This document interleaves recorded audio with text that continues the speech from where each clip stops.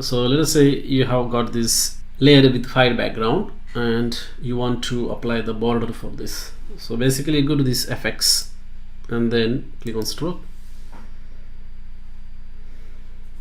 and you can see the stroke is applied with this color and this size. So you can change this size based upon your preferences, and position can be outside, inside, or a center. So you can see if it is outside, it is not being visible because that border is going out of the image. So basically it is in the canvas area, so that's why it is not visible. So make sure that it is inside or in the center, and then only it will be visible. And you can also obviously change the color by clicking on this particular link, and you can see the border is applied. Now I'm gonna add another image here and then apply the border to that image as well. So I'm just gonna here,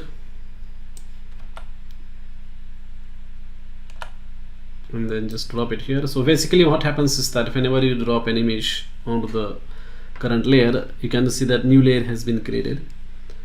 So I'm just gonna reduce the size of this one and then click on this tick mark.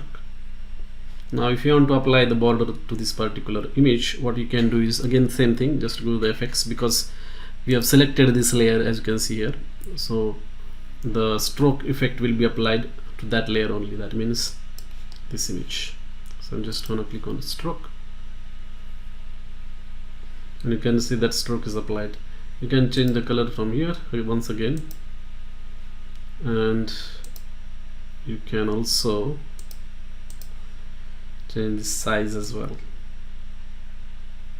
like this. Opacity can also be changed if you want. Blend mode can be changed as well. That's it, and you can make it a default if you like this particular style. That's it. Thanks for watching.